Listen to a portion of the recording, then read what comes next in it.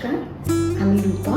Human rights ডিফেন্ডার্সের তরফ থেকে আপনাদের সকলকে জানাই শুভ নববর্ষের প্রীতি, শুভেচ্ছা ও ভালোবাসা।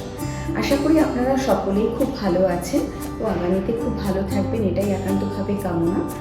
হিউম্যান রাইটস ডিফেন্ডার্স হলো একটি পুরনো অর্গানাইজেশন, কিন্তু আমরা এর কর্মকাণ্ডগুলোকে সেভাবে মানুষের কাছে প্রতিফলিত করতে পারিনি। তার কারণ হচ্ছে বেশ কিছুদিন আমাদের সময় লেগেছিল এর ওয়ার্কিং প্রসেসটা নিয়ে রিসার্চ অ্যানালাইসিস করতে।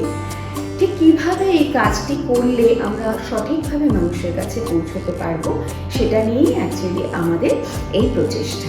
সত্যি কথা বলতে কি, মানবাধিকার শব্দটা যতটা শুনতে ভালো লাগে, প্রয়োগ করা ততটাই কিন্তু কঠিন। কারণ হিউম্যান রাইটসটা ঠিক কী আসলে সেটাই আমরা অনেকে জানি না বা অনেকেই জানেন না। আমাদের সেই অ্যাওয়ারনেসটা আনাটাই খুব দরকার। It means what is actual human rights, এটাই হলো মেইন কথা।